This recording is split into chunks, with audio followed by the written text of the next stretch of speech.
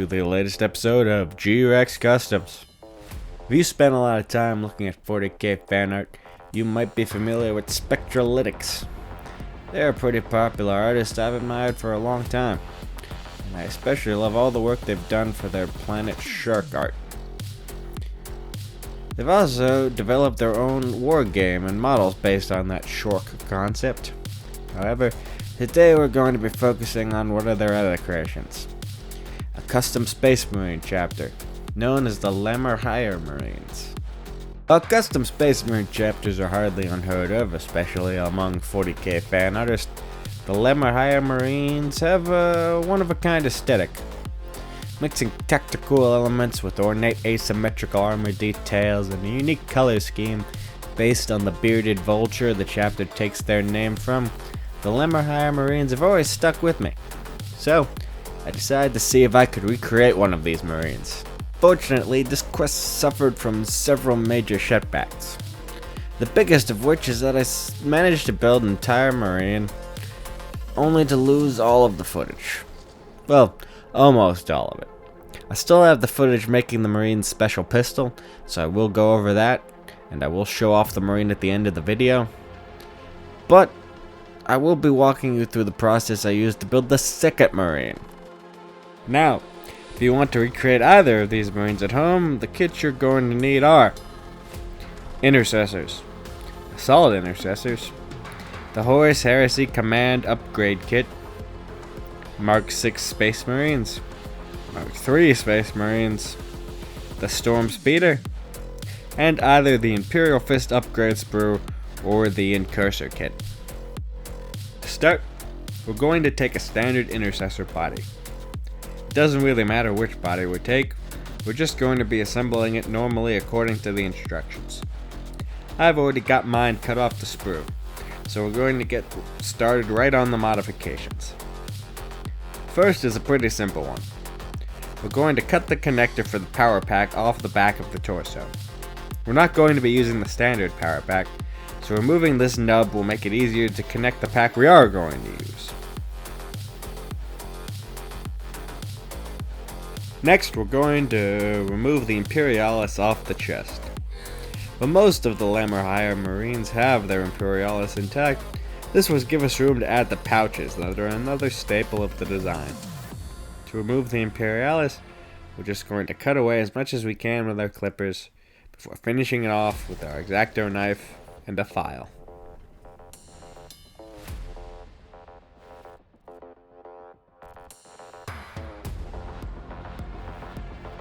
Then we just attach the front of the torso to the back and set it aside to dry.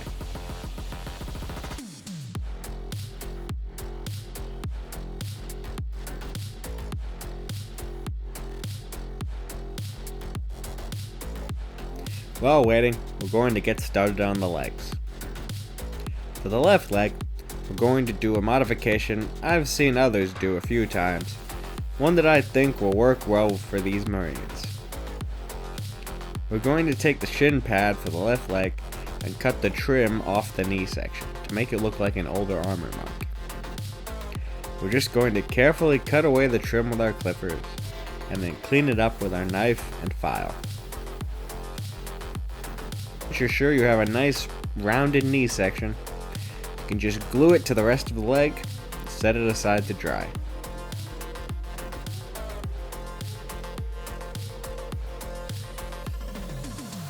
From there, we can move on to the other leg. Now, the Lemur Higher Marines typically have pretty unique leg armor. They tend to have asymmetrical armor on their lower bodies. Normally, this consists of special armor on one of their legs, or a set of beefed up knee pads. I wanted to see how I could replicate this. Unfortunately, after several disastrous attempts to recreate the angled armor we see on a lot of them using claw plate, I realized I was going to need to try something else. If you're really dead set on creating this angular armor, you'd probably need to either sculpt it using green stuff or 3D model and print a special part that would replace the normal Intercessor shin guard. However, I don't know how to do either of these things, so instead, I was going to have to improvise. Luckily, I remembered something I had been wanting to try for a while now. Some of the sculpts on the Mark III and Mark VI Horus Heresy Tactical Marines have lower legs that are disconnected from the upper legs. For a while, I've been wanting to see if you could attach one of these lower leg pieces to a Primaris Marine to make it look like they were wearing mixed armor.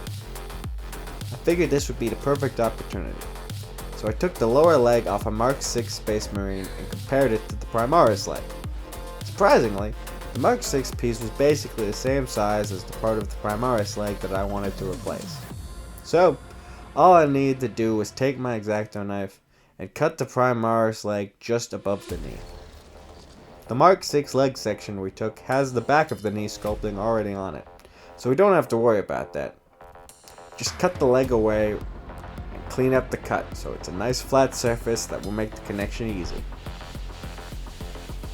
From there, we just took some sprue glue, which for those who don't know is to me extra thin plastic cement with bits of sprue melted into it, and we attached the upper and lower leg. Then, once it's dry, we just glue the leg onto the torso. Now, while this has helped to add some of that asymmetry we wanted, it still needs a little bit more. To help recreate those special knee pads you can see in some of the art, we're going to dip into the new Mark III Space Marine kit. One of the nice features of that new kit is that it comes with extra plates to replicate the unique gauntlet armor that Mark III Space Marines have. These are incredibly useful for kit bashing, and you can repurpose them as needed. In this case, we're going to use it as a knee pad. Just take one of the armor plates, glue it onto the upper leg so that it looks like a knee pad. It really doesn't matter which way it's facing. It works well either way. I decided to have it facing the opposite way as the one I put on the previous Marine whose footage I lost, just to show a little bit of variety.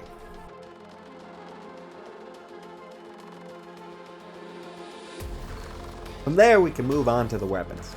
At this point I'm going to show you how I made the special pistol I put on the other Marine, before coming back and showing you what I put on this guy. For the special pistol, I wanted it to be inspired by the pistol carried by this Marine in this piece of art. To recreate it, I took the arm with the slung bolter and bolt pistol from the Intercessor kit and cut away the hand that was holding the bolt pistol. Then, I took a Mark III bolter and cut away the magazine. From there, I cut away the magazine that was on the bolt pistol and glued the Mark III bolter pistol in its place.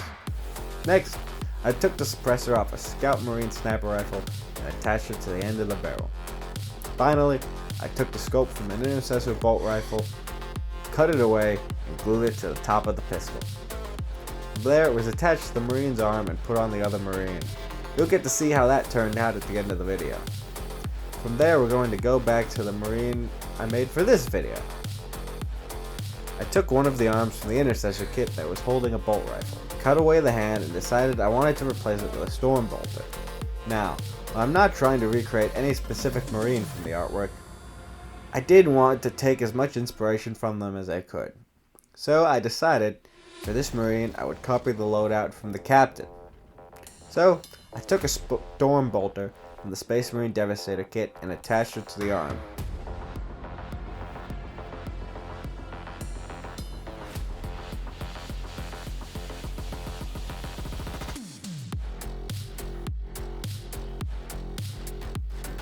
For the other arm, I just went with one of the chain swords from the Assault Intercessor kit. From there, it was a time to attach the shoulder pads. Now, to replicate the spikes we often see on Lemur Higher Marines, I wanted to use the spike shoulder pad from the Horus Heresy Command Upgrade sprue. Unfortunately, I used my last one on the Marine whose footage I lost.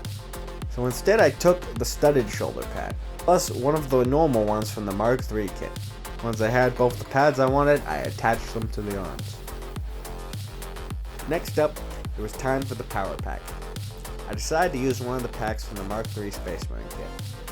Partially because I think it fits well with the vibes of the Lemur Higher Marines, but mostly because I really like the way the Mark III packs look. Still, I wanted to add a little bit of that Tacti-cool element. So, I attached this camera from the Imperial Fist Primaris Marine upgrade sprue. On the original Marine, however, I used one of the cameras from the Incursor kit. To make it work, I just cut away the part that would normally slot into the Incursor backpack and glued the camera into a small hole I drilled in the Mark III pack. For the pouchage on the chest, I took 2 sets of pouches that would normally be attached to the belt for Intercessor Marines and put them on the model where I'd cut away the Imperialis, leaving us with only one thing left to do: attach the head. Now, most of the LEM or higher Marines are seen with what looks like Mark VI beaky helmets. However, usually these are drawn with helmet tubes that look like the Mark X Primaris helmets, which Mark VI helmets don't normally have. So, instead of the beaky helmets, I decided to bust out another bit I had been wanting to use for a long time. One that I thought best fit this aesthetic. This helmet is from the crew of the Storm Speeder. It's one of the rarer bits for Primaris Marines, as this style of helmet can only be found in the Storm Speeder kit and on Suppressor Marines, neither of which are easy to get a hold of, especially if you just want the helmet. So, if you're trying to recreate this kit bash at home, I would recommend just using the Mark VI helmets. That is, unless you really want a Storm Speeder or are really sold on this style of helmet. Now, with the head attached, all that's left to do is to paint the model, put on the decals, leaving us with this.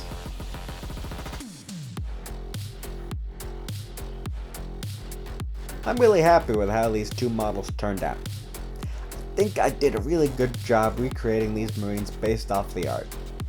I was actually pretty nervous about this project. I didn't think I had the skills to do the art justice, but now, looking at them fully painted, I think I accurately conveyed the soul of the chapter, despite the difficulties with the footage and all the failed attempts. If you think I didn't, or if you would have done it differently, let me know in the comments below. Additionally, I'd appreciate it if you could leave a like and share this video on social media. Unfortunately, keeping up with my intended schedule of a video every 2 weeks is proving more difficult than I thought. I'm going to have to, regrettably, change my uploading schedule to once a month. From now on, I'll be releasing videos on the 2nd Friday of every month. I think this is the best way to keep a consistent schedule while still being able to keep up with the rest of my responsibilities. Hopefully, it will let me keep up with that schedule while still putting out quality work. So, if you liked the video, please remember to subscribe and hit the bell to stay in the loop. Anyway, I hope you learned something, and if you didn't, hopefully you at least had a good time. I'll see you next time. This has been Rex, signing off.